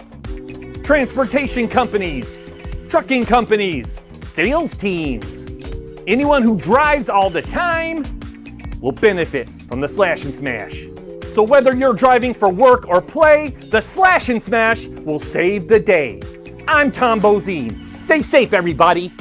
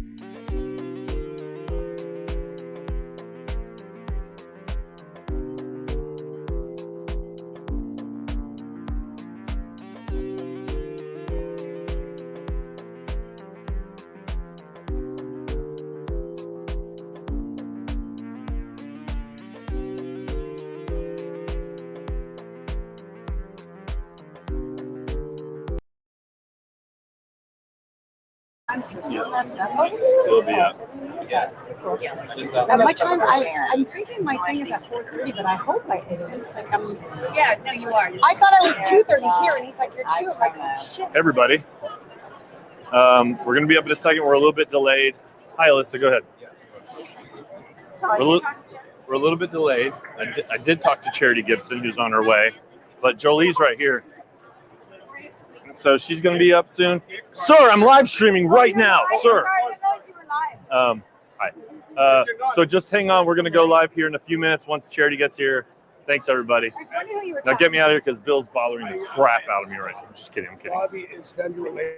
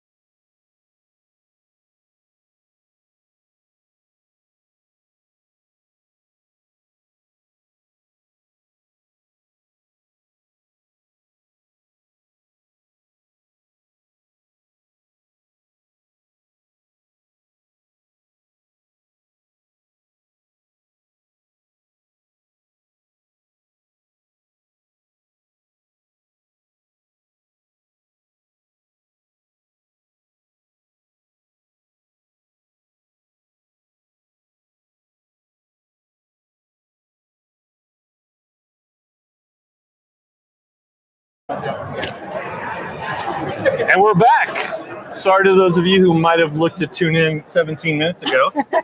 We had a little delay. This is live, as you know, from PPAI Expo 2024 from the HPG booth. But I'm joined now by two amazing women. The segment we have today is using social media to grow your brand, and there are no two better people to help you do that in our industry. I was going to get a high five from you. Than Charity Gibson and Jolie Gibson, yes. Don't come to us for high fives. We got social media covered. Not good at high fives, but good at many, many other things like branding, like being a badass. And so really quickly, I want to, for those of you who somehow live under a rock and don't know who these people are, we're going to start out with the branding badass. This is Jolie Gibson. Recently, was named as the #1 podcast to look to check out, to listen to for 2024 in Canada. The Branding Badass podcast. Did I say that right? No, it's actually called Branding Matters. Branding Matters. Badass banter with Badass Jolie. banter. Thank you. So check that out. We'll put some links in the chat for you guys to do. And then we have the CMO of Proforma, Charity Gibson here, who's been a staple, a mainstay in our promotional products industry and a go-to for education on social media, on marketing, right? Charity, did I say that right? You did. I learned from you. Sure. So anyway, let's talk today about like things that have made you guys successful. You're a bright, shining star. Charity's recently named CMO of an enormous company. So we'll start with the first question for you, Jolie. Why is social media important to a growing brand? Well, it's kind of obvious. Where is everybody hanging out these days? On social media. Right. So you have to go where your customers are. You have to go where your peeps are. Mm-hmm. And everybody is on social media. I mean, the reason I think it's gotten so big is after the pandemic, everybody was at home and everybody's on their phones and on social media. And that's why now more than ever, if you want to connect and talk to the people that you're trying to serve, that's where they are. So that's where the people are. You go fishing where there are more fish. That's that right, Charity?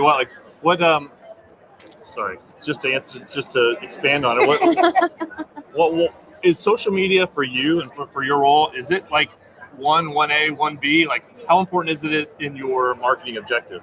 So it's interesting because the byproduct of social media is the accolades and the exposure and the everything else. But the reason that I get social to begin with is because of this, right? Because you make new friends when you're on social media, because you get exposed to new and cool things that you might fall in love with, right? You get more, you have more access to events that are in person. So for me, yeah, people get to know you and that's the byproduct and you create a following and whatever, but I don't do it for that. I do it for this, like to be able to make new friends and have hugs when I show up at a trade show. And I love Brian Fanzo says social media doesn't eliminate the cold call altogether, but it does turn a handshake into a hug. You come into a place like this and somebody, when we met for the first time in person, I was like, oh my gosh, I know you from Facebook. Yeah, we got to know each other through social media and then we got to know each other here and we've continued that conversation now for months and months. And that's where I think is super important. And then the second piece of that is you mentioned go where the people are. And I take it one step further. I think it's go where the people go to have fun. Right? We're in our offices all day long. People go to social media to take a break.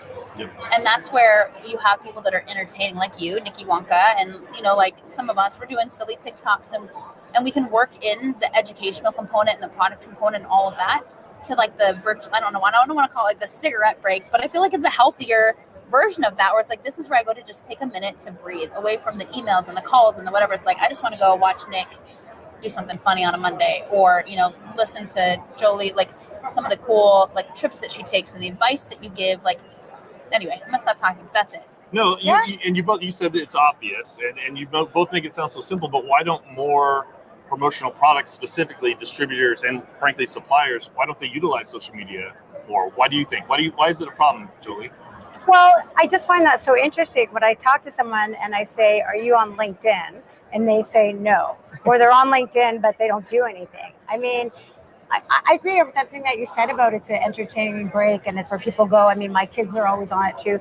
But from a business perspective, I know that all my clients are on LinkedIn, right? So I've been on LinkedIn for many years, and I use the Sales Navigator. I'm not promoting LinkedIn. I don't get paid to say that, but LinkedIn is where I do most of my social media, connecting with my audience, with my clients, with my prospects, and just walking the show. Like you said, it was so funny yesterday, my first time here, I had people stop me and go, they saw my name tag and they're like, oh, I follow you on LinkedIn and I listen to your podcast. And I just want to say, as you know, my mom passed away recently. I'm sorry about your mother, like building these connections.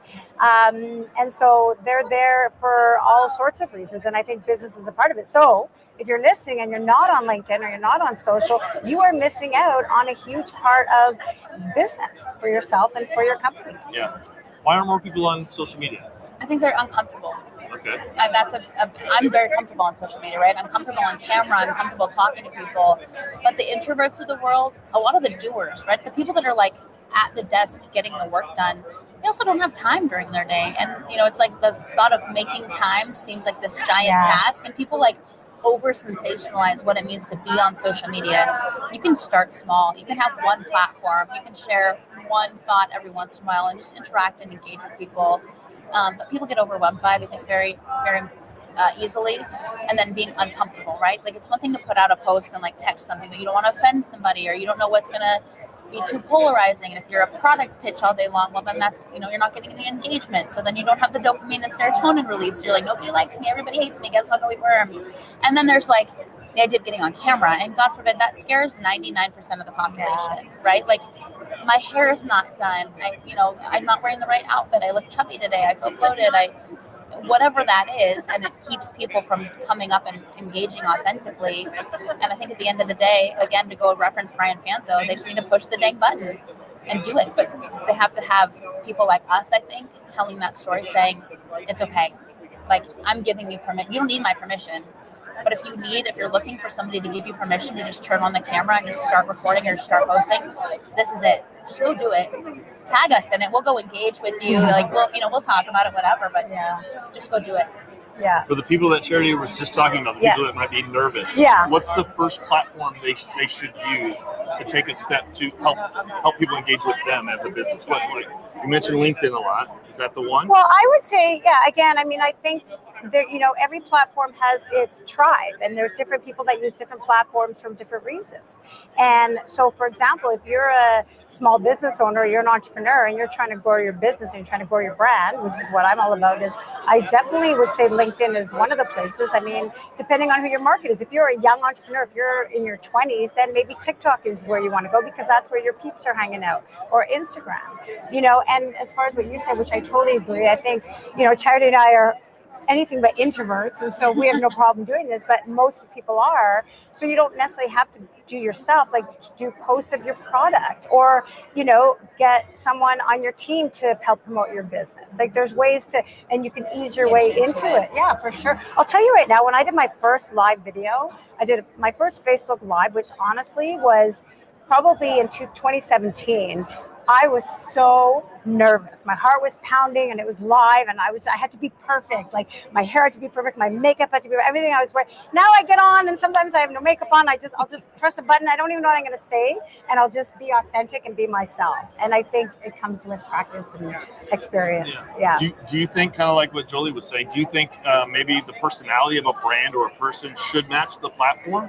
Like, you could say age, but a very business-minded, like, strategic approach might be more for LinkedIn. It depends, because everybody says that, right? And so I feel like when everybody goes right, go left, what everybody's doing, if you want to be remembered and be memorable, you got to do it different.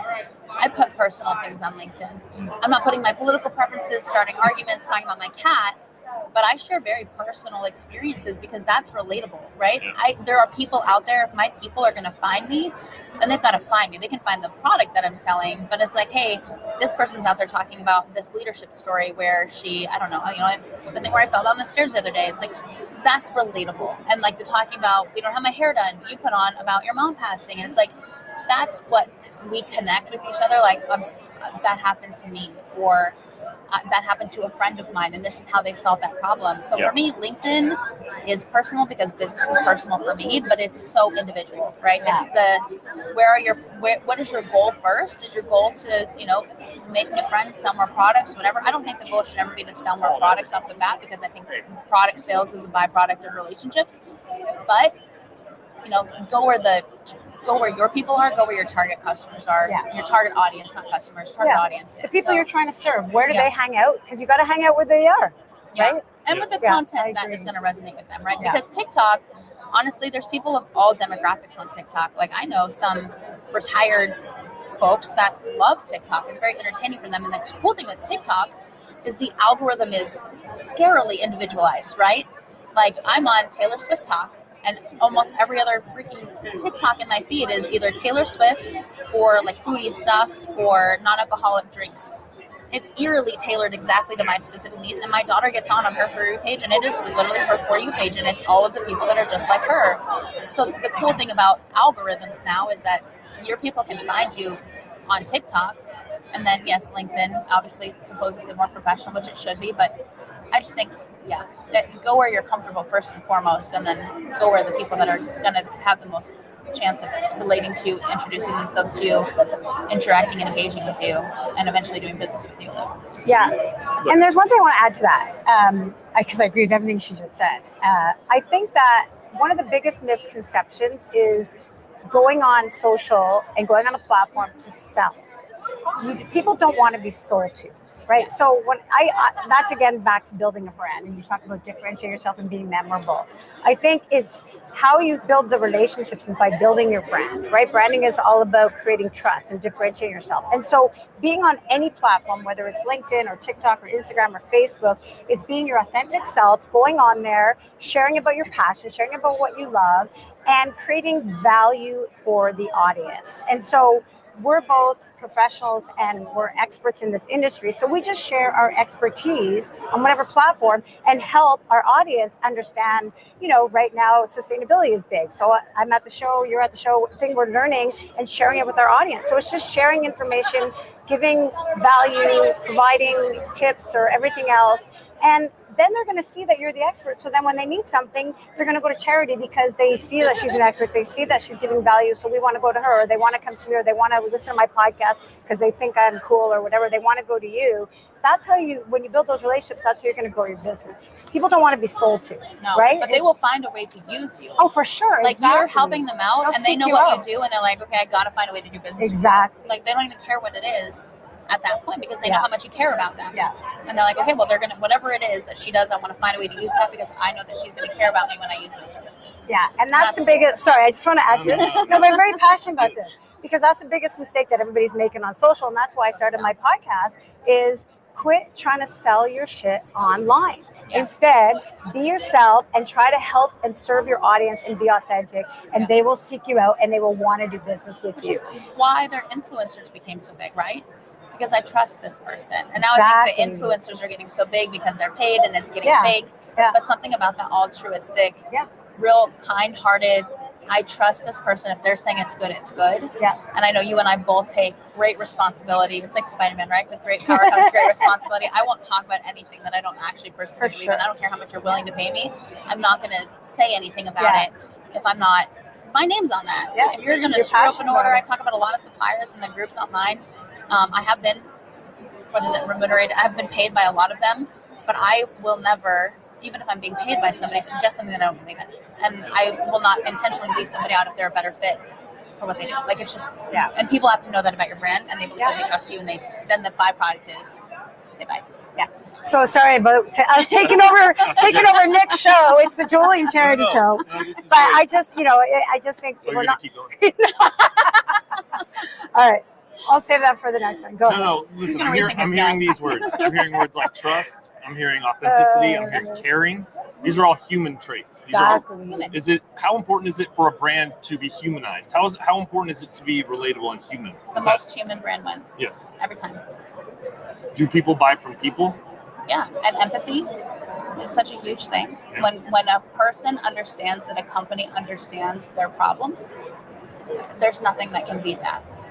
You understand my unique area and my unique pain point, and you know how to solve that, not because you're trying to sell a product, but because you really understand at the foundational level, there's no sell there. It's like, I get it, and you've been there, and you understand me, and you solved the problem. I want that from you. What she said. Yeah. I was going to ask, what sort of, you're putting yourselves out there. I follow you guys. I think you're both brilliant. And I feel like You are too, by the way. What? You do a great job. This isn't about me, but thanks. You do. No. It should be. But I feel like the way we met was different than the way we in person just met here, right? But I felt like you hit on this earlier. Yeah, we I feel knew like each I other. knew you. Yeah. But you're intentional about what you guys do. So it's you, but it's not just like you're just throwing out and seeing what stick. Sometimes you are, though. Sometimes you do. Sometimes Okay. I don't know, and I'll just try something, and yeah. Sure. But also, you probably have a greater strategy. How do you measure ROI from any of the stuff you do? Like, what sort of KPIs do you use to like build a bit? Like you just said, sometimes you just throw it out, but that's a part of your greater strategy. Yeah. How do you know if it's working? You're asking me first? Yeah, you first, then her, and then you'll come back again, and then she'll go again. You know, this is going to sound terrible because I don't actually have, like, I don't measure my KPIs, and I know I should, but I really do just, a lot of the stuff I do is off the cuff. I get inspired. I look at social media more than anything else as fun, and I would not do it if I wasn't having a ball. So I get inspired by, I'll be walking on the show and I'll just all of a sudden do a video because I'm inspired by something I saw, or I've had a conversation with someone that I want to talk about. That I do these, badass branding tips because a client had an issue and I thought that's a really good tip that I want to share with everybody. So I really, I'm being honest, I can't tell you like this. I measure it by the feedback I get, by the messages I get, by the comments I get, and then I kind of go from there, Charity, we've talked about this. It's amazingly difficult to track the efforts that we do. Marketing's tough to measure anyway. Yeah. But like what you're talking about is I think we'd all agree, it's very valuable. People love it. What are some things you've tried to do or that have maybe worked when you're trying to measure a campaign or when you put things out there? What have you seen that works well or better than other things? When you're talking about strategically trying to engage people for the purpose of doing business, the call to action is the only way that I found to actually truly measure anything at all, right? Sure. So the call to action, the like if you agree, comment with your photo of your dog or anything like that. So you don't know what impact that's really having in those situations, but at least you can kind of see it through some sort of metric. And then you go the other way, right? So when I'm talking about businesses and some of the things that we've done, hey, give us your feedback on this same product with this logo versus this saying. Which one do you like better? And you're getting people to vote in a survey, right? Or click this link and fill it out. Those are the ways that you can, because you're including that call to action, you can start to actually get measurable analytics and start turning that into data-driven decision making. And you can say, because these people answered it this way, and that's a small sampling of the public at large, but if that's a sampling of your specific audience, then you can kind of take what you've extrapolated and put that into strategy and actually do more of that, or insert certain products in your campaigns, etc. And that's a very business way of looking at things. But much like Jolie said, I don't look at everything from a business standpoint. I do what I feel. Some of the way that I measure is like the other day I was actually in the bathroom washing my hands. It was earlier this morning, and somebody said, "Oh my gosh, you're Charity Gibson." I'm like, "Yeah," and she's like, "You said this thing the other day about starters and finishers on your LinkedIn, and you said not everybody is a finisher and not everybody is a starter, and just operate in your area of unique genius. And if you're a starter, be excited about being a starter and find a finisher." She's like, "You said that." She's like, "And that changed everything about my life in that instant." I was like, that's a lot of pressure. That wasn't me. I don't know who said that. Like, it's embarrassing sometimes when I was like, people listen. People tell me things about my life that I forgot I said, right? I'll say that like soup, and I've got like soup like showing up at my house. It's so the weirdest thing in the whole wide world. But from a measurability standpoint, there are people out there that appreciate what I do, and it helps them in some way, shape, or form. I know you say both of you do a lot of things that help a lot of other people. Some of it is just we're doing it to share our lives. The other thing of, I guess, the other measure of that is how many people are mad at you at a given time, or think you're, they misread something in your intent or whatever, and then it becomes this negative thing too. So I hear a lot of negative, and that's the hard part, because I don't do this out for applause. I do this because this is my expression of art. I don't know how to paint. I don't know how to draw. I'm a terrible graphic designer, but thanks to Canva, I can actually do something intelligible every once in a while. This is my canvas, and the speaking and being articulate, this is my area of unique genius, my God-given trait. And so I go and use it, and it's not for any ulterior motive, but people think that because of whatever their insecurities are, because of whatever, and that becomes the hardest part.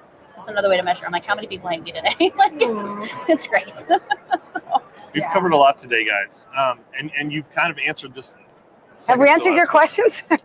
You've basically answered this next second to last question. But if you had one really specific piece of advice to someone who wanted to really explode their branding, who what's one step someone today can take, one thing to put a huge impact in their branding starting tomorrow? And I'll start with you, Joey.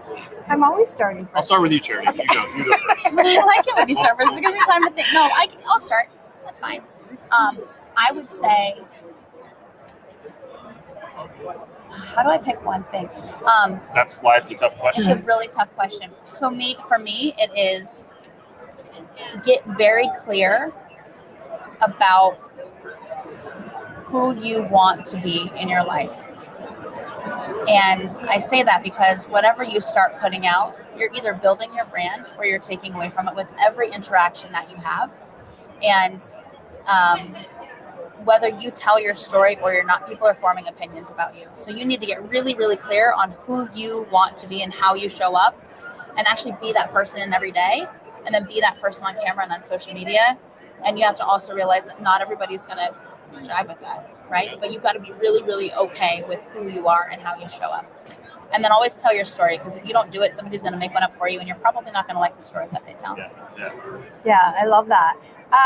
So are we talking specifically on social media, right? How to grow your brand on social? Okay. Yeah. I mean, I'm no social media guru, believe it or not. I know you think I am, but I'm really not. I mean, this question is for branding alone. Branding so it doesn't have to be social. It okay. could be like, just how to grow your one brand. Thing they can do today to help grow their brand. Yeah. What is that? So I had a very famous guest in the branding world. His name is, oh my God, now I got to remember. Seth Godin. Well, I had Seth Godin on, but no, this guy his name is David, and terrible that I can't think of his last name. But anyway, he said something. He talks about. Sorry. This is what happens when you get old. But he describes branding as the art of differentiation. And branding is all about differentiating yourself. And now more than ever, and if we're going to talk about social, there's digital saturation happening right now. And everybody's eyes glaze over. And all businesses and all brands and all products look the same. So you have to stand out. And so you have to figure out a way to know and figure out a way to be different than all your competitors, what everybody else is doing. Like you said earlier, if everybody's zigging, you got to figure out how to zag. And then do that to help yourself stand out and differentiate yourself, because you want to become the category leader in your category, whatever that is. So when people need a doctor, they go to so-and-so. If someone needs a real estate agent, they say, call this person, And the only way you're going to do that is you got to rise above the noise and really differentiate yourself. Be different. Be true to yourself. Those are two amazing, I think, pieces of advice, I guess. Yeah. We're getting tired. We've been live all day, everybody, and this has been a fantastic panel. I got one last question, which is the absolute hardest question for each of you. And I'll start with Charity again. The question, Charity Gibson. David Breyer, that's his name. David Breyer.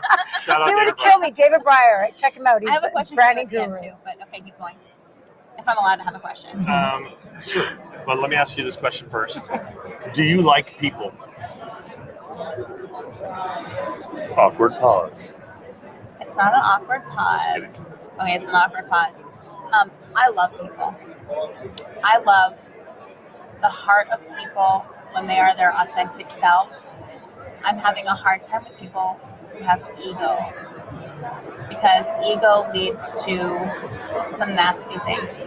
So the most beautiful people is every single person when they get outside of themselves and let their guards down and decide that it's okay to be vulnerable and to show up as their true authentic selves, and it's okay to not be perfect, and it's okay to have weird opinions, and it's okay to be different, because different is what makes this beautiful. So I love all people. I like people. I just wish more people were true to themselves and liked themselves more. The answer is yes, then. Yeah. Haven't you figured out you're not going to get a one-word answer? I don't want a one-word. I wasn't asking for one word. It's like I did 5 minutes with Charity and it was 13 minutes long. I was like, that's not my personal brand. I don't know what it is. She talks a lot. Jolie Goodson, What? do you like people? I hate people. No, You heard it here first. I love people. I mean, I actually thrive off the energy of people. I mean, I agree with everything you said. Of course, I hate fake You've people. agreed with me a lot today. I think I need to put a check in the mail. I know, but I mean, in the sense that authenticity and people that are real, I think people who know me know what you see is what you get. I mean, I don't know how to be fake, even if I tried. But I feed off the energy of people. But with that said, I call myself an introverted extrovert because I need my time away. Like I will be with people all day long and have this and be like energized. And then I'm like, I got to go hibernate and not talk to a soul and just regenerate by doing that. Yeah. Well, this has been fantastic. I can't thank you two enough for taking time off the floor. We have a question from Charity. Charity, yes? I'm being different by asking you questions. love it. No. We were going back to differentiation. You and I have had a conversation. I'm really curious to see how you've overcome it because you've managed to do it. There's the consistency and showing up every single day. But we talk about differentiation, and I know that you had to overcome this. How do you differentiate from yourself when you have to constantly outdo yourself because you have to keep people watching, you have to keep people guessing? How have you figured out how to do that? And what? Well, I appreciate you saying that. I don't know that I've consciously tried to do that, but I think always for me, how I can relate to you guys is like, I love people. By the way, that's the answer for me. But she didn't ask you that question. This is part He's of one my of us. answer. See, we decided to get this out of him. He's just like us. I love people podcast coming soon. I love that. First guest, Jolie, who I'm hates not people. joking. By the way. That's actually the name of working name of it. Okay. You know the IPP? Yeah, you know me. I think the answer to your question though is that I want to relate to people and I kind of am staying true to myself too, like feeling like I would want to show someone on social media what I want to consume. I want to see people like being themselves, being funny, maybe being serious if they need to be, but it's a way, and I'm looping all the things you guys said now. If I'm scrolling through social media, for me, it's a candy break because I've got a sugar addiction. But That's a much better way to explain it than for sure. cigarette Well, but break, people will get it. I'm scrolling through things where I'm like, I'm not 3 minutes of someone standing at a podium and listen to it. I see Jolie like doing something like this, and the thing. I'm like, okay, what does she have to say? And then I see you like doing some sort of. I stop for that because you can really sense when people are being inauthentic when they're trying to like sell you something or trying too hard to be something you can obviously tell they're not. Yeah. And it's a real turnoff. No offense to all these people who do it, but it's like that's not what wins. And I'm just saying all the things you guys have already said. Yeah. Be true to yourself, be authentic, and like find a passion. That's one thing I would add to what you guys are saying that's helped me. Like I figured out I love this. Yeah. Can we bleep this out? I love this. Shoot. I love this stuff. And it's not the product itself, it's the way product makes people feel. Exactly. Seeing people smile and seeing people's brands explode because of it. And on social media, you're the product. It's the way the product makes people feel. That's right. Yeah. Yeah. I hope that answered your question, but like Not at all. every week I get fired up to like do something else because that's what the industry is about. What's next? What's new? What's going to make the biggest impact that day? Yeah. That's what drives me. I love that. Can I? Yeah, sure. Yeah. Well, I actually don't have a I'm question. going to enter hour 2 soon into the. I don't have a question, It's but a telethon. I have a bit of a plug because everything we've talked about today, and as much as you think I'm an expert, and I appreciate you saying that, I don't really feel I'm an expert, but I want people to check out my podcast, and I think the reason it's doing so well, it's called Branding Matters, is because I do bring on experts from all over the world. I've had some top people, and they share incredible branding tips and advice to help you, small business owners, entrepreneurs, create brands that people care about. And so if you've learned anything here today or you like what you hear today, I really would love you to check it out. because it's helping people. And that was my passion for doing it. You talk about passion, that's my passion. And so I know and I know, and I don't know, I don't know. And I bring those people on to help share all that stuff I don't know. Yeah, and I think people get us mixed up. They say we're social media experts. We're not. We're authenticity experts. We just happen to use social media as our vehicle to deliver the authenticity. And we're connectors. Yeah. Yeah. Very well said. Branding Matters podcast. Connect with Jolie. Where can we connect with you, Charity? I'm on Instagram. It's me, Charity G. I'm also on LinkedIn. I'm also on TikTok. All it's me, Charity G or Charity Gibson, or you can find me here at the show. You know what you guys Probably are. sitting on this thing talking for 4 hours. You're experts at inspiring me and other people. So thank you so much for joining me today. Aw, thank you. And thank you, everyone who stayed on this long. We're going to cut the live stream in a second, I believe. If we don't, though, then I'll be driving race cars and like dancing around. Thanks so much for joining us all day today. We'll be back soon with some other great things. This has been live from HPG at PPAI Expo 2024. Thanks for having us. Bye. Bye, guys. Awesome. Good job. That was fun. Yeah.